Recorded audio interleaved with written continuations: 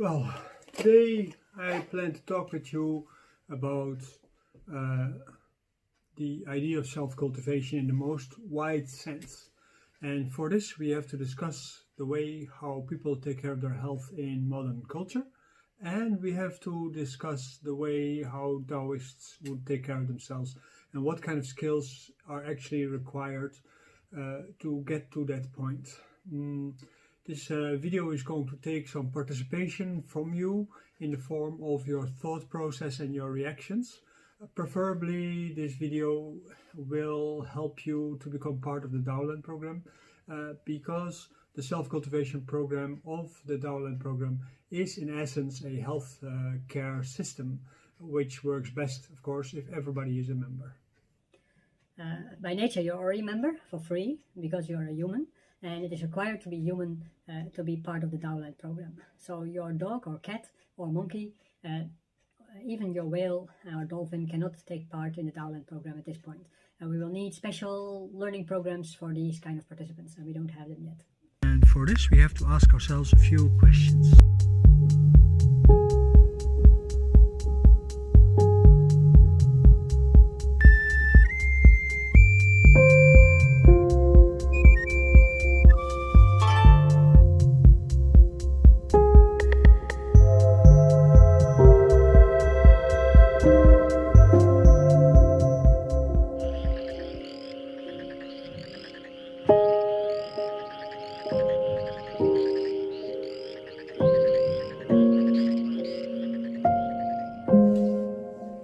Today we are going to talk about self-cultivation, exercise, and what is good for your health. This is probably the beginning of a series because there are many topics that also require in-depth study, and as such they're going to be part of the master program for the Chinese medicine course over time. But this is the introduction video, you can say, to that series, to that module or subject for when you want to become a Tai Chi teacher. For a Tai Chi teacher, it's required at least a bachelor program, and a bachelor program has at least 5 different fast tracks. 5, this is 4, this is 5.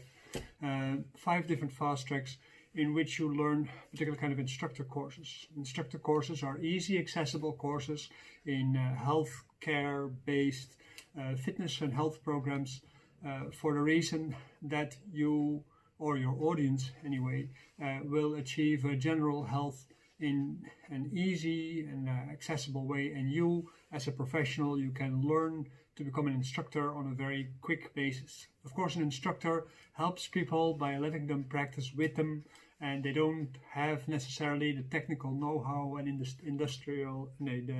understanding that is required to call yourself a teacher. When you become a teacher, you need the bachelor program as a whole, which is founded in the Zhongwu practice, which has to help you develop your body and also help you develop the understandings of Taoist and Chinese medicine in depth. That means that you come to understand from experience what the concepts in Chinese and Taoist medicine actually mean.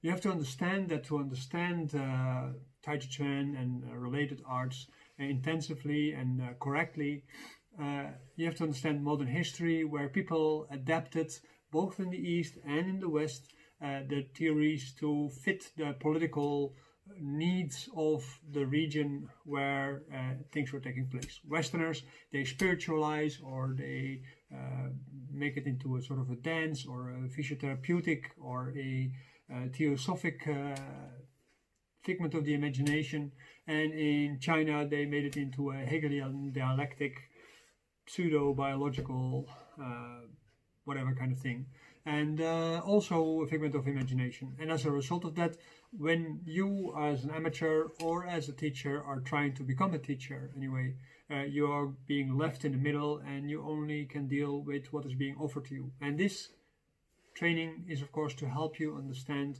what is the reality behind things. So this can be seen as a reality check. First of all, what is the history of Western sports? Because since Tai Chi Chuan and related martial arts are now part of Western sports, basically, you have to understand what is Western sports, and you have to understand what is Eastern sports. And the purpose of Eastern sports and Western sports are very different. In the West, we only have military sports. In China, you have military sports. They are part of the army, and they have always been part of the army. And when you are training that, you are basically learning simple cutting and shooting and whatever kind of skills, because you were dispensable and you could be sent to the battlefield or any kind of place. And if you would die, well, that was the part of the risk where you got paid for.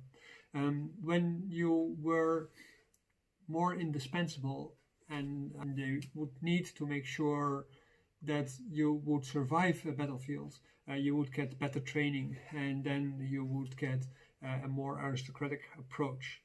Tai Chi Chuan is part of that aristocratic approach. So that means it is based on the fact that you have to learn martial arts, you have to understand strategy, and you have to understand biology, and you have to understand survival.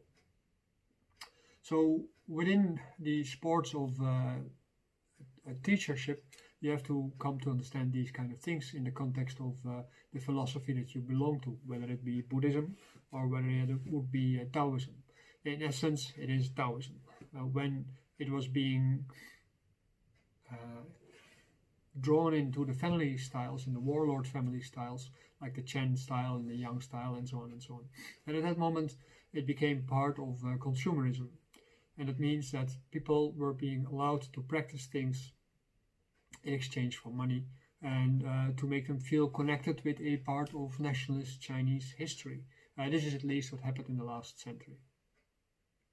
At the moment you try to understand Tai Chi Chuan as a teacher, you have to be aware of all these different kind of historical approaches to what is happening in Tai Chi Chuan, and you have to make a choice at a certain point about how you want to teach. You want to teach the fallacies of the modern times, or you want to go back to the roots of the practice and you want to try to understand what the practice is actually all about.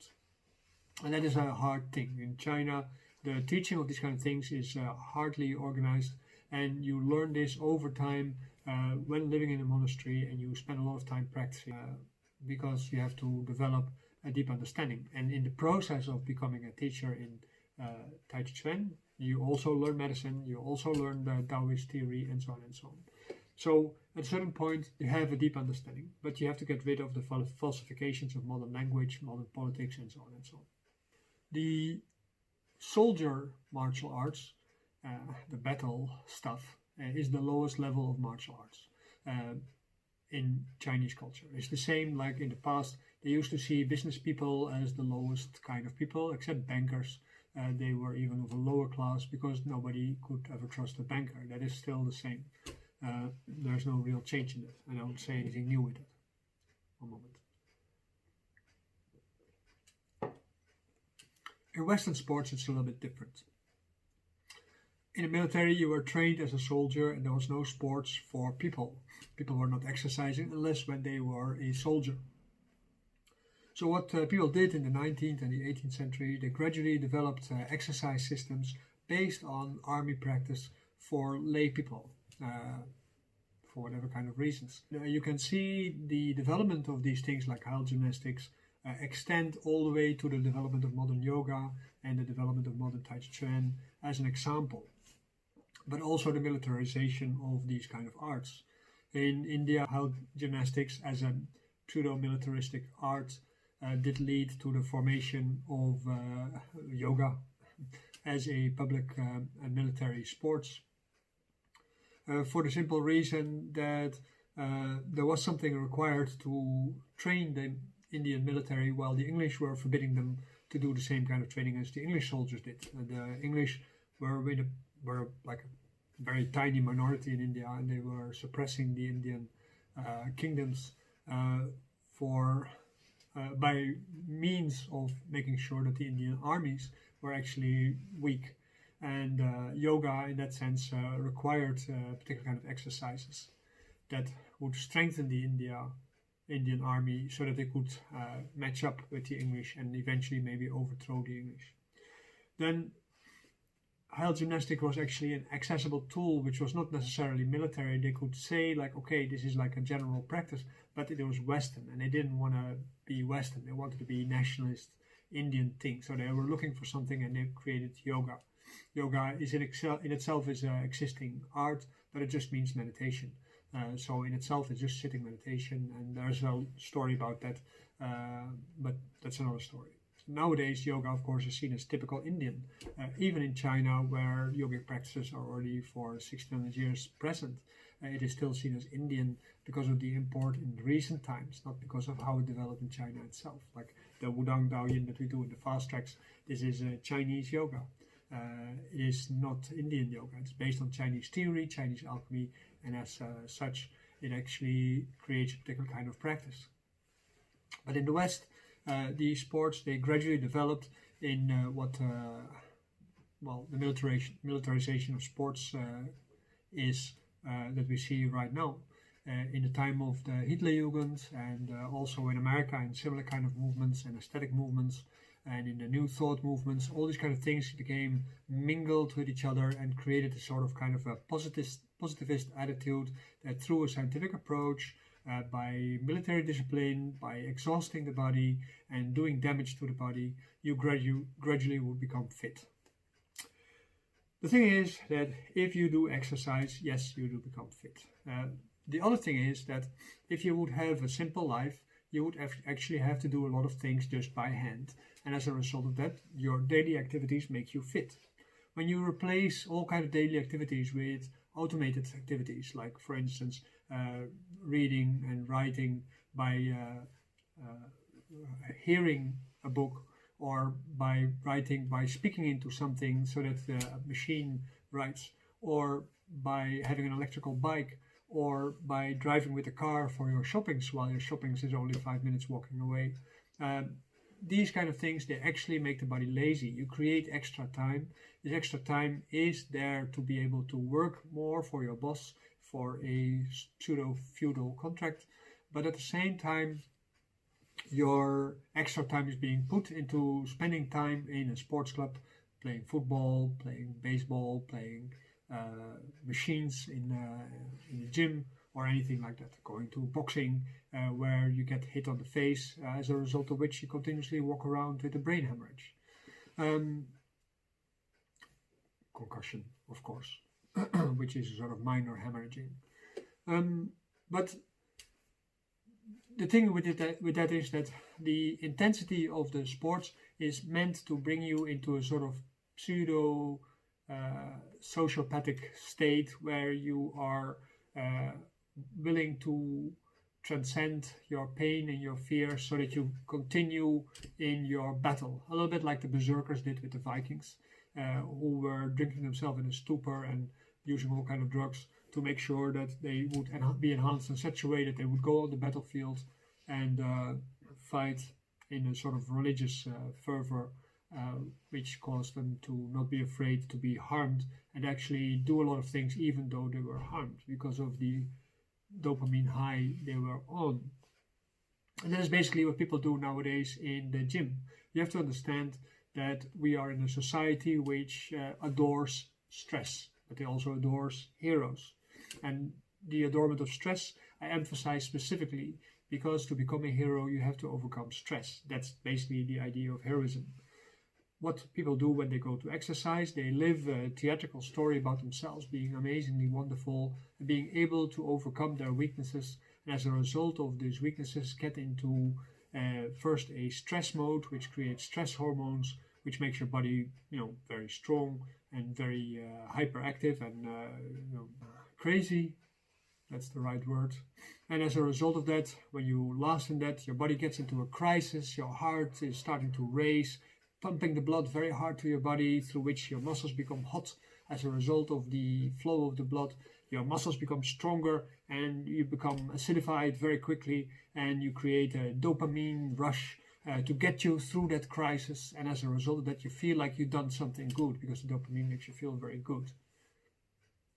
People do the same thing, having sex, bungee jumping, roller coastering. You can imagine all these kind of things that people do to get into this dopamine high. Of course, you understand that the creation of stress to get into a dopamine rush, or poisoning yourself to get into a dopamine rush, are all signs of addiction. So the gym, the baseball, the football, all these kind of things, they're part of an addiction trick. And I make very often jokes about the Aztecs, which used all kind of enhancing drugs to achieve particular kind of military feats. At the same time, we as a modern culture, we are continuously drugging ourselves through our actions, and as a result of that, we create a sort of cascade of addiction in our lives, which cause all kind of things to happen. And I will show you here what happens actually as a trigger list that you go through every time when you go to the gym. The reason why I show this in short is just to give you an opportunity to understand why gym or why bodybuilding or why all kind of hyperactive stress exercises are not very healthy for your body. The consequences of these kind of exercises is premature aging. And premature aging is not necessarily that you start looking old very young, but it is actually the fact that your body starts to suffer tear and wear. And the tear and wear that you are starting to suffer is the actual reason why aging happens, because when your muscles are acidified very often, when your heart is stiffening up because it is enlarged as a result of the heart exercise, when your body continuously has to decompose all kind of poisons that you produce as a result of the stress, when your kidneys are doing continuous overwork to clean your blood, and when your muscles have difficulty to relax, as a result of that your body is continuously minorly overheated. It is basically brooding all the time and you remain into a sort of a low fever. We know that 36.5 degrees on average is pretty good for a human body. We can go a little bit lower and a little bit higher and we feel very good with that. If we go too low, the body starts having all kind of problems, and when we go too high, actually we come into the realm where we have to say, is this our immune system working, or is this a problem? And this is very often the difficult part to discern. But when you all the time are living in a low-grade fever, that means your temperature is on average between 37.5 degrees too often, right? And as a result of that, your immune system, your body system is all the time on alert. So you're all the time tightening up your muscles, and you're tightening up your blood vessels, and you're tightening up your nerves and your tendons. And as a result of that, you actually continuously are a little bit hysterical, resulting in shorter breath. And then you can go to the Iceman, or you can go to the yoga classes, or you can go to a breatharian, and then you learn how to breathe deeply, and you go and as a result of this deep breathing, you create a dopamine rush, which helps you to overcome all kind of problems. And you walk into an ice bath and you overcome yourself, and basically what you do is you get into a stress, and as a result of the stress you actually create that kind of dopamine rush to get out of the stress. That's the biological response. So you're all the time triggering a biological response that doesn't want to reward you, as everybody tries to tell you, but actually tries to get you out of the stress, to create the kind of clarity that you need to get out of the stress. And you have to ask yourself, how many times in daily life are you going to be in a crisis situation by nature? And this is a very good question, because the exercise that you do, they are based on the idea that you are ready at the moment when you are in a crisis. But the reality of the exercises is that because of the continuous bringing yourself into a crisis, you create a kind of hardness inside your body through which you lose the flexibility to react on a crisis. So your body cannot grasp the access that you need, but your body has become stiffened and you can't do very much actually in a crisis, and you're basically getting frozen. And as a result of that, the crisis actually causes more damage, and it might be just misstepping, and that's already a crisis. And as a result of the kind of exercise that you do, then you get trauma on your muscles or on your knees and your kneecaps or something like this, and as a result of that, the rest of your life you have to suffer the consequences of not being able to deal with things flexibly. So a good healthcare program tries to prevent that these kind of things happen, but we don't do that. We go do all kind of things because they feel great, because we think we get rewarded with drugs made by our body, and we eventually end up spending thousands and thousands of euros on drugs to deal with the pains and damage as a result of losing attentiveness in a crisis. What we need for exercise is to become fit in the things that we daily need to do. So for a good healthcare program, you have to understand what is your daily life about? And how can you make your daily life into an exercise? This is the one thing that is very important.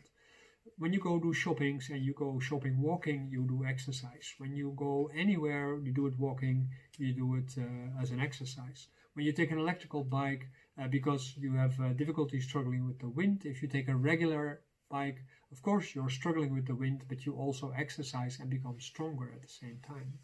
And when you look at all kind of things in your daily life, it is the same. When you go take a sofa, you go hang out in your sofa, of course you're going to weaken your body. When you take a mattress that is supporting you in all kind of ways, of course you weaken your body, because everything that supports you actually teaches you that you don't have to do it yourself. It's the same like with smoking a cigarette. Your body makes by nature nicotine. Very tiny amounts of nicotine. But at the moment when you are smoking a cigarette, that's like hundreds of times more nicotine in one cigarette than your body produces. As a result of that, your body is overfed with nicotine.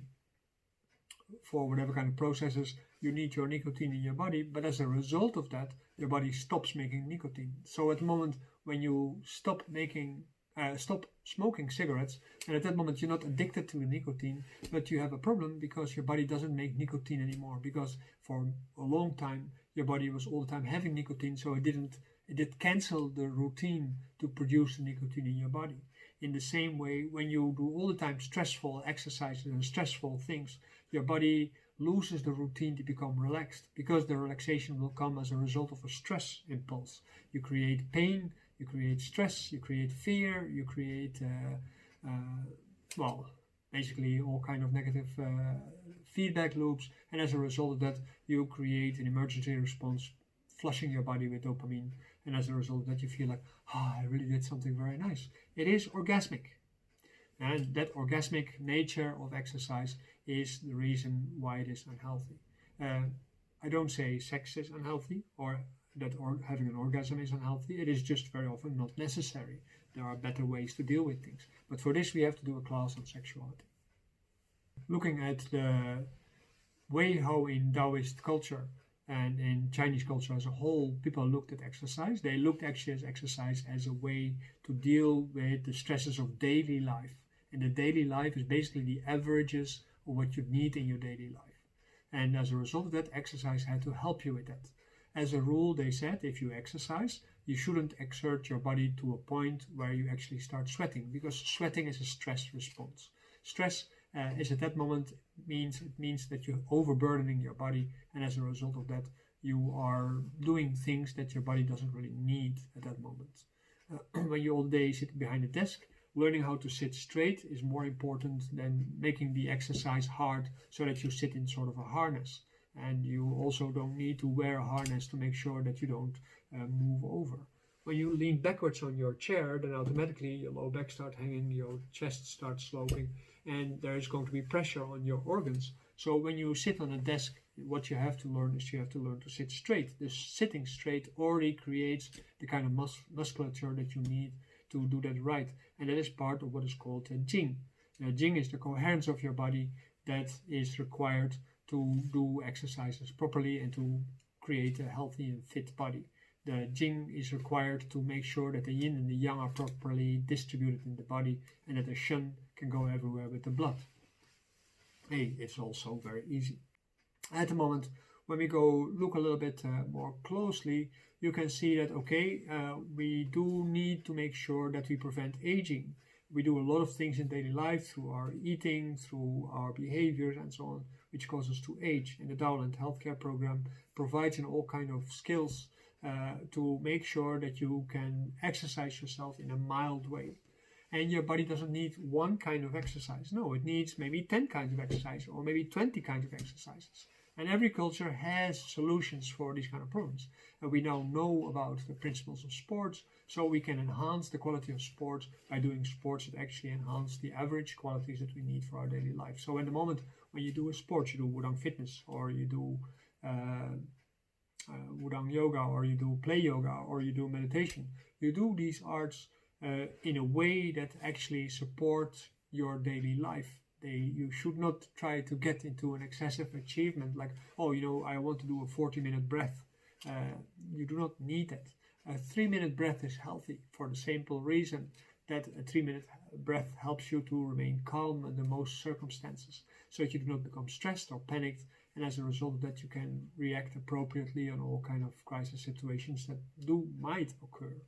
And at the moment, when you are exercising, say for instance in the bamboo formula Qigong or in Tai Chi Chuan, and you learn to disperse stresses asymmetrically through your body, and at that moment you learn to depolarize yourself so that you learn to deal with stress in the right way. Yeah, so all kind of exercises related to agility, motility, and so on, they can be dealt with in a way which is done pretty average. I don't know if you know about my Facebook classes on Wednesday mornings, my Wednesday mornings, so wherever you are, they might be something completely different, an afternoon or an evening or night maybe.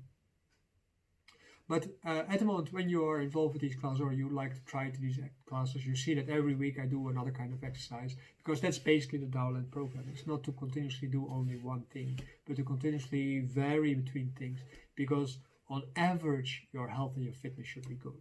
If you are very good in Wudang fitness agility practices, great, wonderful. If you're an instructor, that's very helpful. But if you are just a normal person and you need agility in your daily life, you also need the calm of the Wudang and the bamboo formula Qigong, or you need the balance of the Wudang balance and strength exercises, or you need the endurance of the Tanzhuang, the standing and piling and polarization practices. There's a lot of different kind of aspects of your health that you need to make sure that your health is on average good. And it means that you can do something every day. You can even mix these different kind of things in a program every day if you like. I mean, that is possible. But you need to understand what is the skill of this, what is the skill of that. For instance, when I go in my morning, I start with Wudang fitness and I do some stretchings from the Wudang play yoga, and I do some meditation, play some music when I can, and these kind of stuff. And as a result of that, my average fitness is good. Don't ask me to run a marathon. I don't care about a marathon. Nobody should care about a marathon. Nobody should care about being able to sprint 100 meters under so many seconds. Nobody should care to be able to bungee jump, or should care to be able to bench lift 500 kilos or something like this. That is just bad for your health and your physique. Yes, sure, you get stronger bones, you get stronger muscles, and so on, but they also become more stiff. And as a result of that, they are going to be in the way to actually age healthy. So I hope this video was helpful for you. If this is the first time you meet me, then I hope that you're going to like this. Give it a like, subscribe, ring the bell, make sure that you get my other videos when they come out. And maybe become a Daolander and start taking your health in a more serious way. Try to understand more of the message that the Daoland program tries to promote. And maybe you even want to become a professional and become an instructor, or maybe even an acupuncturist or a masseur or a teacher. We're just starting again in this period with the new bachelor program group for 2-year studies, which includes fast tracks, which includes all kind of basic training. There's an I Ching course in there. The I Ching course also just started, and you can participate in these courses, of course. And there's every month there's the Zhongmu Qigong classes to help you become compliant with the requirements of Chinese medicine, as it was originally intended as a Taoist art for survival. Thank you very much, and I look forward to see you very soon.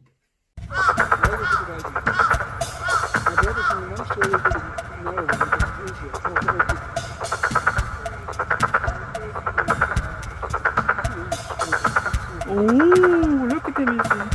This is actually Kung Fu Master. Me too. Yeah. Whoa! Gaan we niet winnen? Ik had wel een horloge niet aan het buigen. Alleen heel klein beetje. This is another one. This is another one. You also do another one then. You did a wider one. Yeah. How long do I stand here?